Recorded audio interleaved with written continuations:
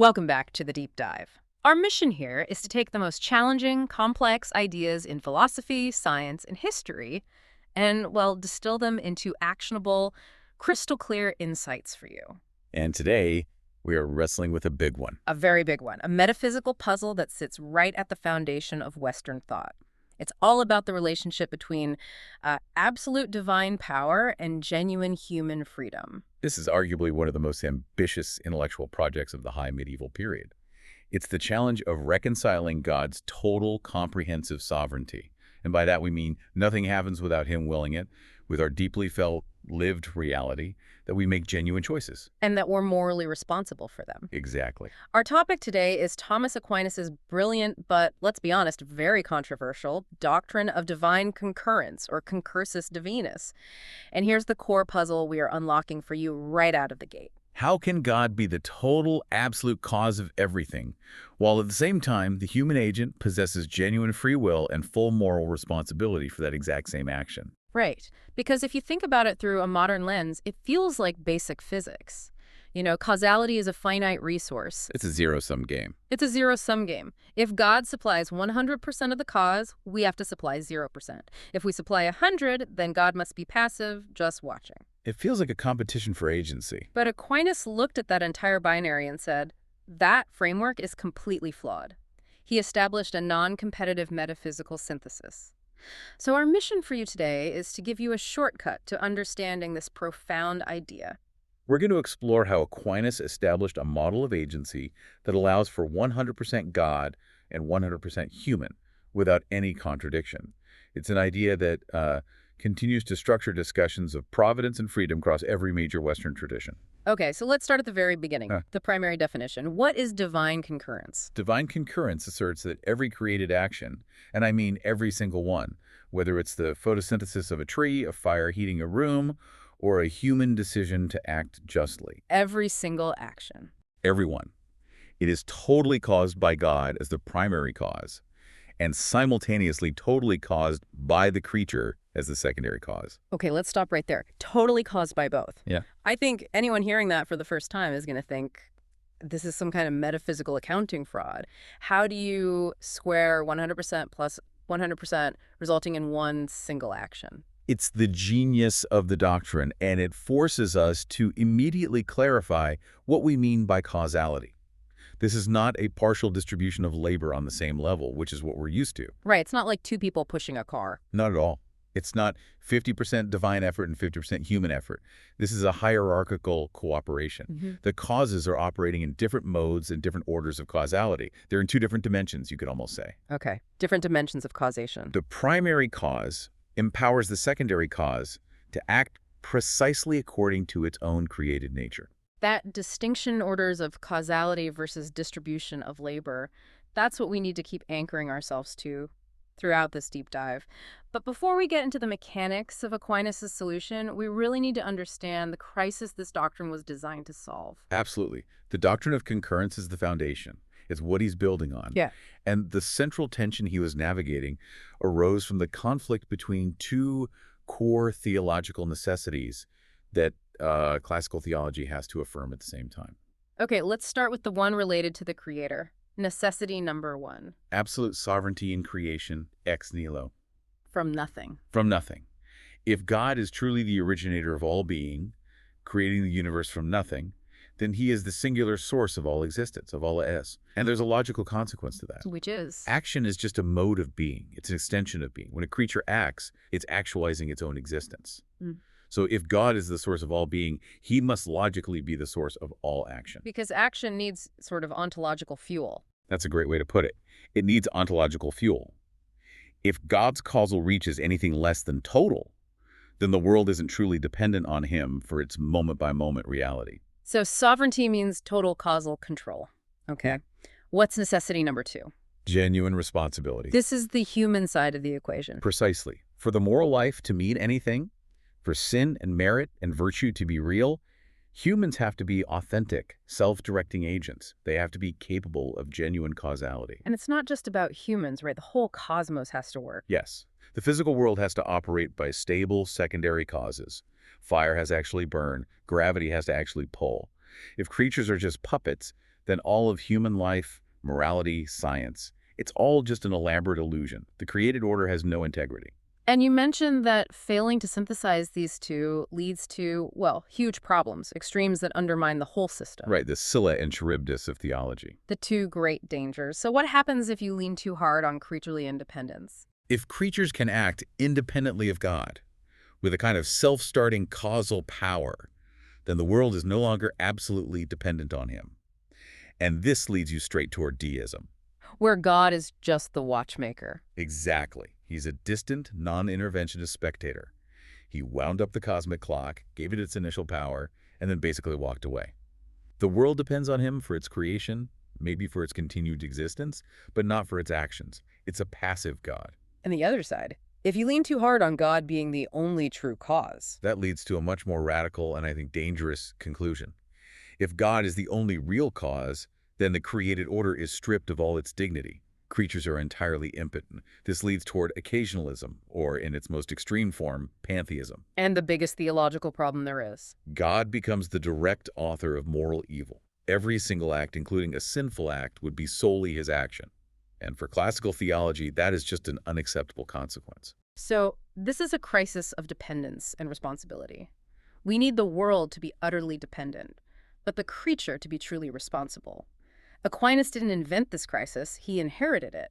So what were the tools he used to solve it? His genius was in synthesis. He brought together two massive intellectual traditions. First, Aristotelian metaphysics. Aristotle gave him the rigorous framework for understanding causality itself, the different types of causes. Efficient, final, material, formal. This was the intellectual toolkit he needed to differentiate between the orders of causality we mentioned earlier. So Aristotle provides the philosophical structure. Where does the theological imperative come from? That comes mainly from Augustinian theology.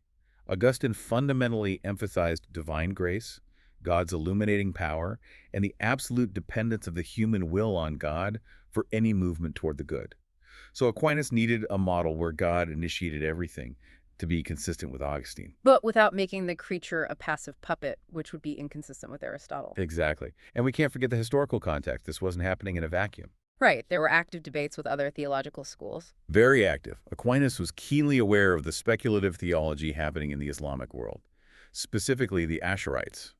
The Mutakallimin, these were the Muslim scholastic theologians, and they had already wrestled with this exact tension. And they landed on occasionalism? They did. They embraced it. They argued that if a creature, like fire, had its own innate power to burn, that power would be a constraint on Allah's absolute omnipotence and freedom. So if fire must burn cotton, God's freedom is limited. That was their concern. So to protect absolute divine freedom, they concluded that creatures have no intrinsic causal power. God just recreates the world at every instant, causing the burning on the occasion of the fire being there. So the causality we see is just a habit of God's will, not a real power in the thing itself. Precisely. And Aquinas, who knew these ideas through scholars like Maimonides and Averroes, sought a completely different alternative. He thought the occasionalist position was, well, deficient. He argued that denying creatures genuine causal power actually detracts from God's perfection. How so? A perfect creator, he said, imparts the dignity of causality to his creatures. The very fact that there are stable secondary causes reflects the creator's power, not his weakness. Okay, that sets the stage perfectly. We have the crisis, we have the tools. Now let's get into the core intellectual mechanism that allows 100% plus 100% to work. Right, and the whole system rests on a fundamental metaphysical distinction between the creator and the created. The distinction between pure act and, well, everything else. Exactly. So let's define God in Aquinas' terms. God is pure act, or actus purus. This means God is utterly simple. There's no potentiality in him waiting to be actualized. He's fully realized. And he is subsistent being itself, ipsa missi subsistence. He doesn't just have existence. He is existence. So if God is existence itself, what does that mean for every other being? All created beings are composites. They're a mix of potency and act. They're contingent. They're brought into being from nothing. So they have existence by participation in God's being. They don't own it. They're just recipients of it. So there's this fundamental ontological gap between God and creation. How does that gap immediately affect how we think about a creature's ability to act? This is the crucial leap. It means contingent beings, by their very definition, cannot be the ultimate self-generating source of their own causality. Why not? Because action is a transition from potentiality to act. It's the actualization of being. If a creature were to initiate an action entirely on its own, it would essentially be creating the ontological reality, the being of that action, from nothing. Which is impossible for a creature. Creatio ex nihilo is God's job alone. Precisely. A creature can't supply the ontological fuel for its own action. And this leads us right to the foundational principle of dependence, a Gary Sequitur essay. Action follows being. Action follows being. Since a creature's existence, its essay, is dependent on God, its action, which is just the actualization of that existence, must also be dependent on God. So we're not just talking about physical energy like calories, but the fundamental being of the motion or the thought itself. It's exactly right. And to make this clearer, Aquinas uses an analogy. The first mover and the instrument. The power of every secondary agent depends on the first mover. Think of a carpenter with a saw. The saw has the potential to cut, but that's a dormant potential. No, wait, it's just sitting there. It only moves from potentiality, being able to cut, to actually cutting right now, because the artisan applies its power. But wait, this is where the skeptical listener might jump in. I get that a saw is an inert tool. But if I, a human, decide to pick it up, it feels like I'm the one applying my own power. I don't feel like I'm just receiving a push from God. Why isn't it enough that God created me and just sustains my existence? That is the fundamental question. It forces us to see the difference between what's called conservationism and concurrence. The conservationist says God is only needed to maintain the agent's existence, like keeping the car engine running while the driver steers. But Aquinas says that's not enough. Why? Because every single action is a change. It's a transition from potency to act. Since this transition is the emergence of a new being, the being of the action itself, and since finite agents can't supply the esso of new being from their own resources, they require the primary cause, the pure act, to supply the ontological reality for the action itself. So conservation explains why the agent exists, but concurrence explains why the agent acts here and now. Exactly. If God simply sustained my existence but withheld concurrence, I would be metaphysically incapable of performing the act. I can't pull myself up by my own ontological bootstraps, so to speak. Okay, that makes sense. So the act itself depends on the primary cause for its sheer reality. This lets us go back and reject those two extremes again with a bit more precision. Right. We reject occasionalism because it diminishes the creator. God's power is so immense that he can confer genuine, real causality on his creatures. If fire truly burned, it's a testament to the God who made it so. And we reject mere conservationism, the deist view. Because conservation only guarantees the existence of the pianist, not the act of playing right now. The action itself needs the first cause to move the potential into the actual. Which leads us to that clear hierarchy you mentioned before. Let's just summarize that. The primary cause is God. The primary cause is independent, universal, and immediate. Its role is to cause the very existence of the action. It's the transcendent source. And the secondary cause is the creature. The secondary cause is dependent, particular, and mediate. Its role is to cause the determinatio, the specific quality or type of the action. So God provides the being of my thought, and I determine whether that thought is about philosophy or about what's for lunch. Let's use that writer and pen analogy to really solidify this for everyone listening. It's a perfect analogy for non-competitive causality. Imagine I'm writing a letter. The act of writing proceeds entirely from me, the writer. That's one order of causality. I provide the intention, the meaning, the words, the motion. I'm the primary cause of the writing as an intentional act. And the pen. The pen is the secondary cause. It's entirely responsible for the specific determinatio, the application of the ink, the shape of the letters, the script on the page. The pen is totally responsible for those determinations. So if the handwriting is sloppy, you blame the pen or the writer's skill, not the idea itself. Exactly.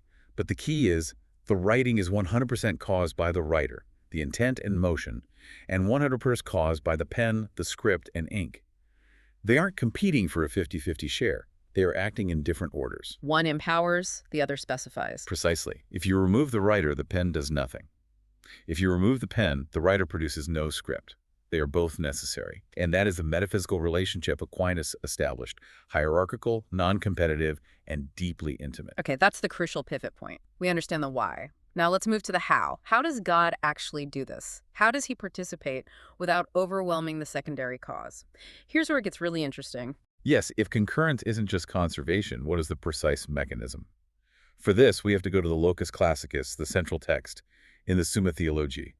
That's question 105, Article 5, right? Whether God works in every agent. That's the one. And in it, Aquinas identifies three distinct ways God causes creaturely action, moving from the most general down to the most specific and immediate. Walk us through this threefold mode. What's mode 1? Mode 1 is the final cause, the teleological aspect.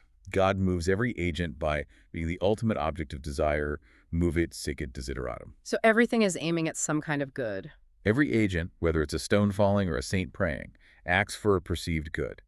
And since God is the supreme good, the infinite, unparticipated good, every movement of the will, even when it's misdirected, is implicitly oriented toward that divine perfection. God is the ultimate final cause, drawing all of creation toward himself. Okay, so that's the ultimate context, the destination. What's mode 2? Mode 2 is the giver of form and power.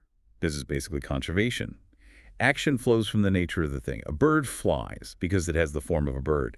God continuously creates and conserves this form, giving the creature its potential power to act. So mode 1 is the destination. Mode 2 is the vehicle, the inherent power. But we still haven't explained the movement right now. And that is mode 3, application to action. Applicatio ad actionem. This is the heart of concurrence proper. This is the core mechanism. Aquinas says God causes the action by moving and applying the power to act. Applying the power. We need to spend some time here. What is the difference between having the power and applying it? Think of a powerful runner. They possess the power, that's mode 2, to run a marathon. But they are only actually running when that power is applied. That transition from having the potential to run to the kinetic reality of running requires something to actualize the potency. For a finite being, that something has to be the one who is pure act, God. So when I raise my arm, my muscles, my will, my nervous system, those are all created powers. But the act of raising it, the occurrence of the act itself, requires God to apply my power to that specific action. Yes. The creature cannot self-initiate that move from non-being to being, even the temporary being of an act, without the first cause acting immediately. Aquinas even cites Isaiah here.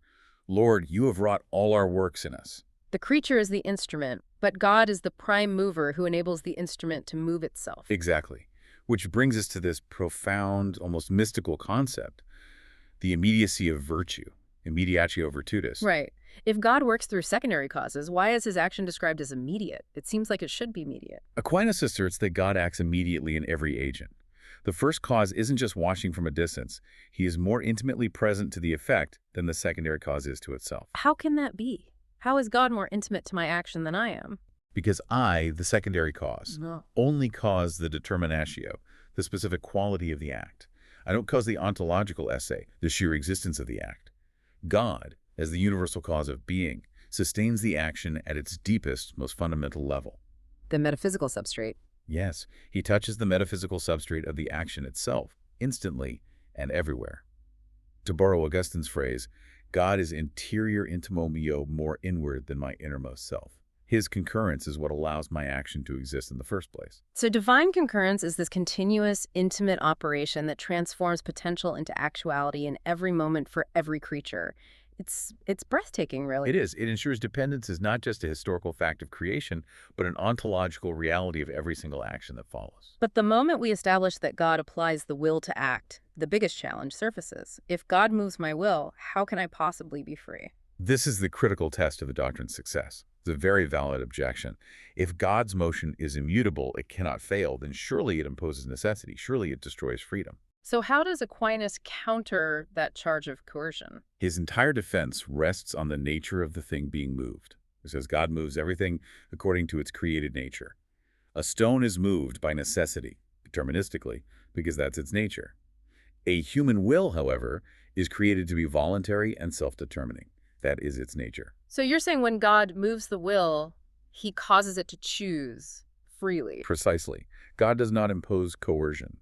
Coercion is movement from an outside principle against the nature of the thing. But God is not an outside principle in that sense. He's the author of the will itself. His motion is the very condition of its operation.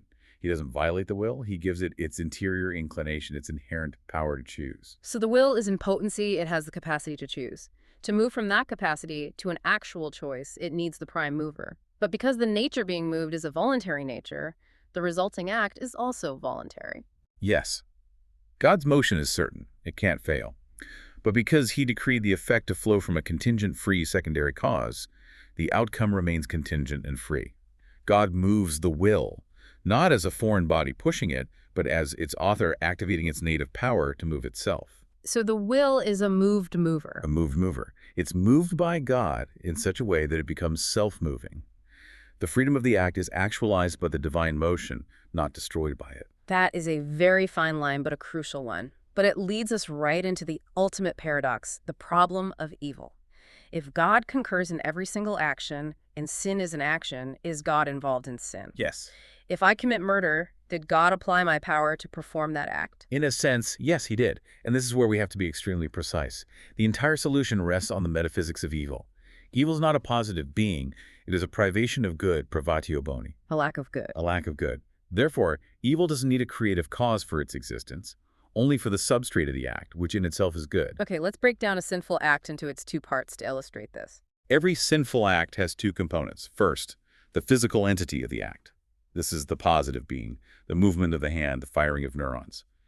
As the being, this component is ontologically good, and it requires the primary cause, God, for its reality via concurrence. Okay, that's the being of the act. What's the second component? The second is the moral deformity or malice. This is the privation.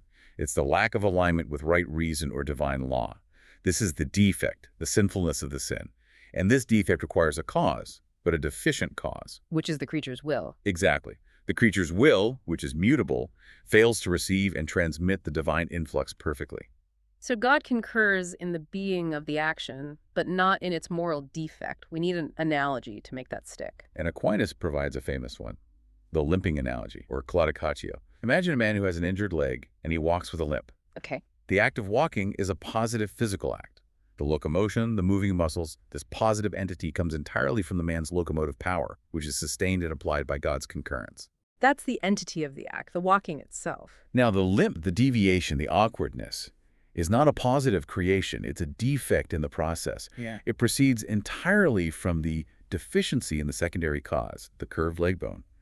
God supplies the power to walk, but the malice, the limp, comes from the creature's defect. So God concurs in the movement of the hand that steals, but not in the choice that fails to align with reason. That is the distinction. It's a fine line, but it's one that allows God to maintain total ontological sovereignty while the creature maintains genuine moral responsibility. The conclusion is, God concurs in the being of the sin, but not the sinfulness of the sin.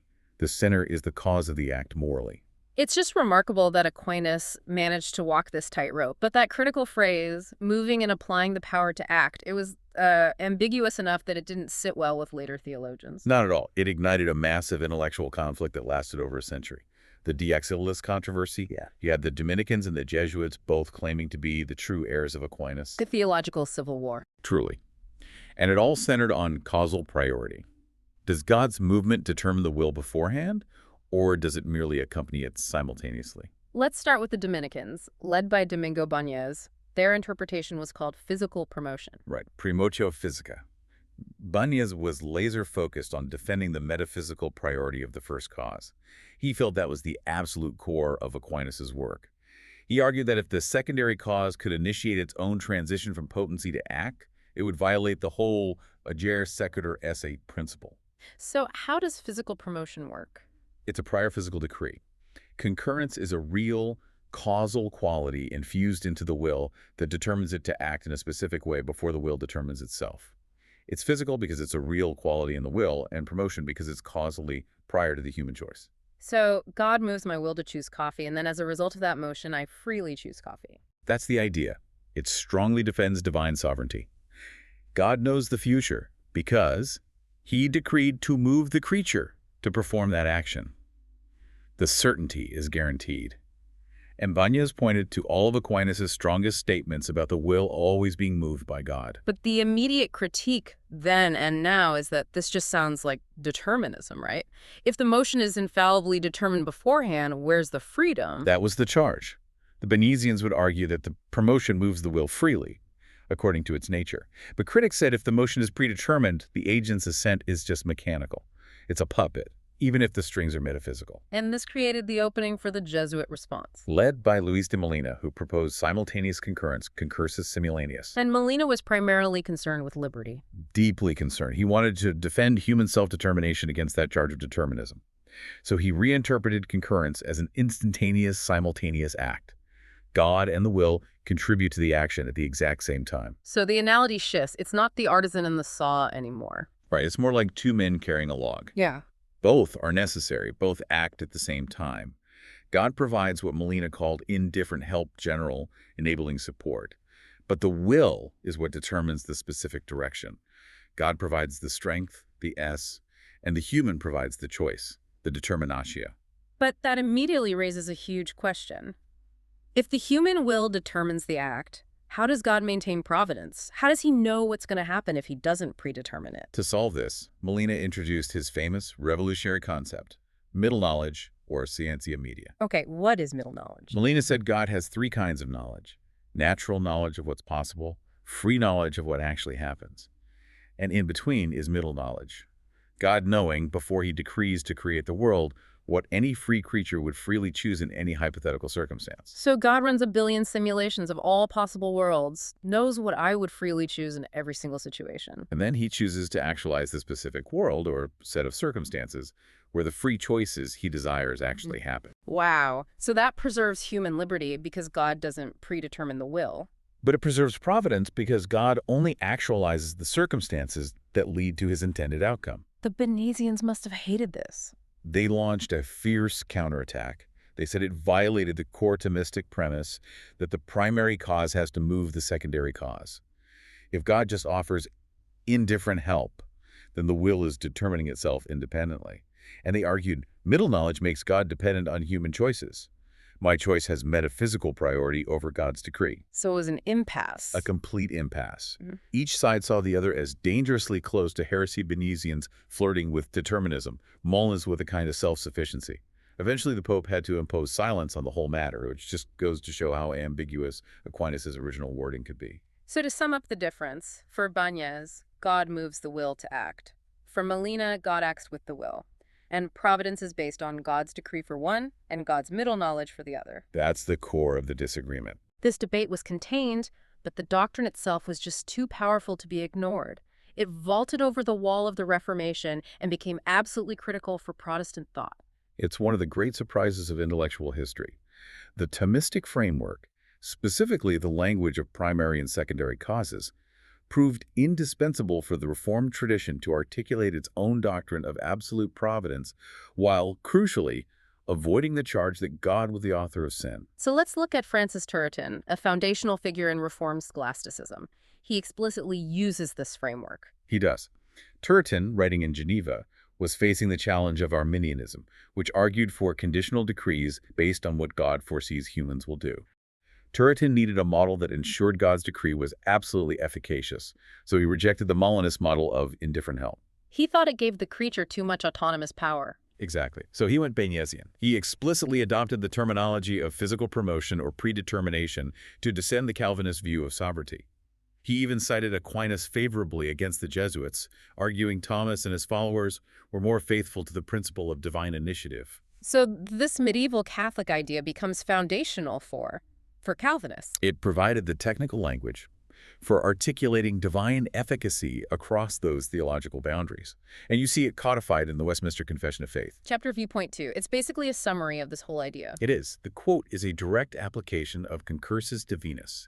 It says that while all things come to pass, immutably and infallibly, according to God's decree, he orders them to fall out, and this is the key part, according to the nature of second causes, either necessarily, freely, or contingently.